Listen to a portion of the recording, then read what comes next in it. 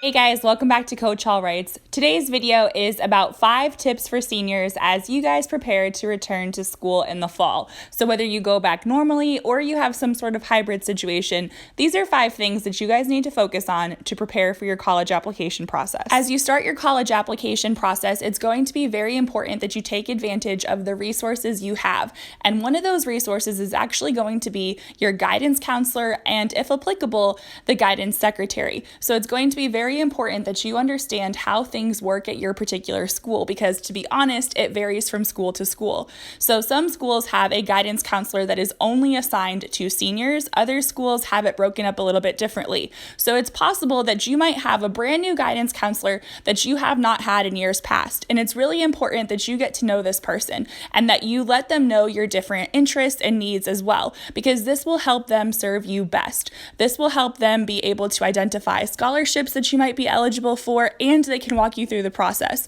So make sure that you get to know them, and if they give you surveys or questionnaires, make sure you take the time to answer them, because sometimes I know those things can seem really trivial, especially if you think you have everything planned out, but please just actually take the time to answer those surveys, because those guidance counselors sometimes are responsible for hundreds of kids, and they're trying so hard to get everyone the help that they need. So make sure that you do what you can so that they can continue to help you. The next tip is to stay organized. And so this is going to look very different depending on your organizational style, but here are a few things that you might want to consider. The first is to have a personal email address, not your school email address, when you start doing your resume and your college applications. It's also important that this email address looks somewhat professional. So if your email happens to be something that you created back in like 4th grade, and it happens to be something like justinbieberlover123@gmail.com, you probably want to change that and get a new email address.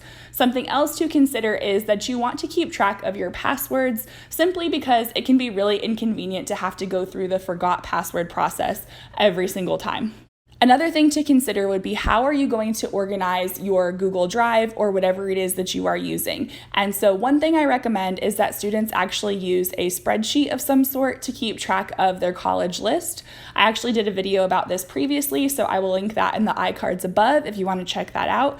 And also, as far as Google Drive or whatever you're using, you want to make sure that you are labeling all your folders and subfolders clearly. That way you can find things easily. You want to label your documents very specifically, and you can even color code things if you want to. So find a system that works for you, but make sure that it's very easy to navigate, because you don't want to be fumbling through your Google Drive trying to find a particular draft. I would also recommend saving your drafts and just labeling them, because chances are you might need to come back to a draft later, or you might be using the same essay but different versions for different applications. So make sure that you're actually naming them something that makes sense. That way you can find it more easily. Senior year, arguably more so than any other year in high school, is full of deadlines. So it's going to be very important that you actually navigate these deadlines correctly. And one tip to do this is to actually put reminders in your phone.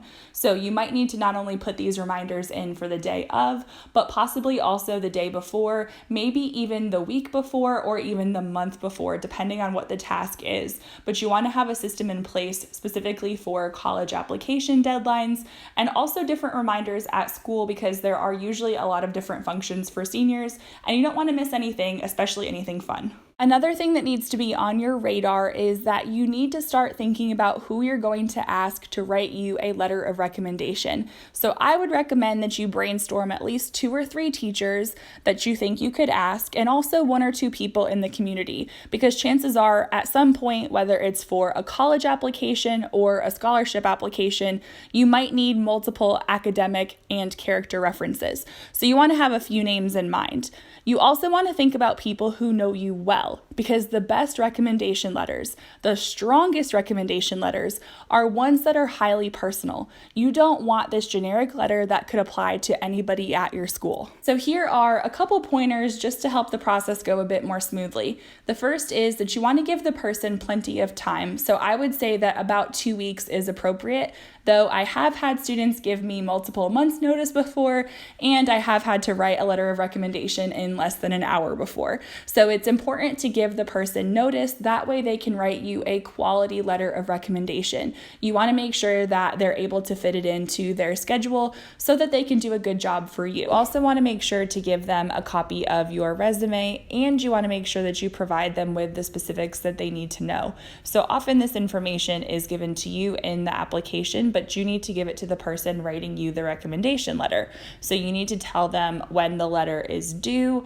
how they are supposed to submit that letter, and also who they need to address that letter to. So all of that should be provided to you, but in order for the person to write you an effective letter, they need to know that information as well. So it's usually a really good idea to just write that down for them. Some schools actually have a form that you fill out and you give to the person as well. So either way works, but make sure it's very clear when they need to have it submitted by and how they submit it. And also if they need to address it to a particular college or a particular committee, you want to make sure that those specifics are given as well. Whether you have your heart set on one school or you haven't totally solidified your college list yet, you're going to want to take advantage of different opportunities that your school presents to you simply because you are a senior. Now, this does vary from school to school, but lots of schools do offer a senior seminar. They might call it something different, but this is basically a way for you to work with a guidance counselor. And so it could be during your lunch period, sometimes it's during a study hall period or before school,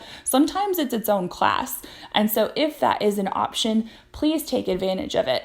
Also, a lot of times students are able to go to a college fair. Now, sometimes the high school will actually host one. Other times you have to go off campus to a college fair.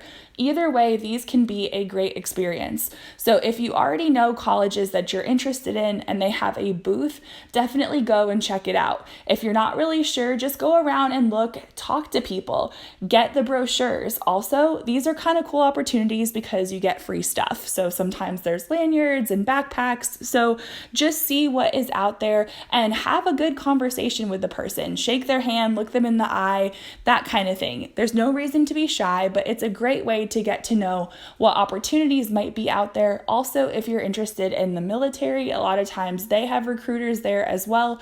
So a college fair can be a great way to find out more about a specific school that you're interested in. Or if you have no clue what you want to do, it's a great way to get to talk to people and start to make some decisions yourself. Now let's switch gears a little bit and talk about personal statements and college application essays. So for those of you that are going to be writing one, I am doing videos about this in the coming weeks. So make sure you're subscribed, that way you don't miss these videos. But as far as what you need to know for the fall, you're going to be writing a couple drafts of these essays. Some students go through several drafts, and you need to have somebody who is willing to read them. It's good to have another set of eyes, not just to catch mistakes, but also to give you feedback on the content. So this person could be a guidance counselor, a teacher, a family member, or a friend. Sometimes it's good to have a couple people on board, but I would not recommend getting too many people involved because then you get a bunch of different contradictory opinions, and it can be really hard to know who to listen to.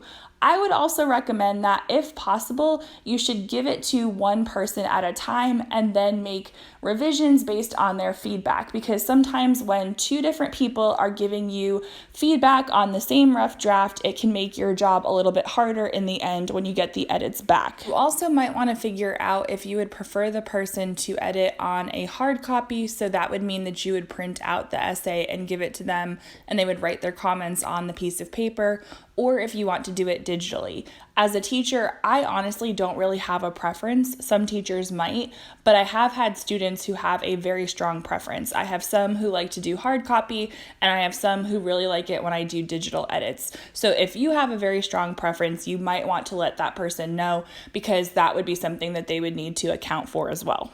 Thank you guys so much for watching. Do me a favor and hit that like button, and also double check that you are subscribed with your notifications turned on. That way you don't miss any upcoming content, because in the coming weeks we are digging in to the college application essay writing process, and I would hate for you to miss those videos. So until next time guys, happy writing!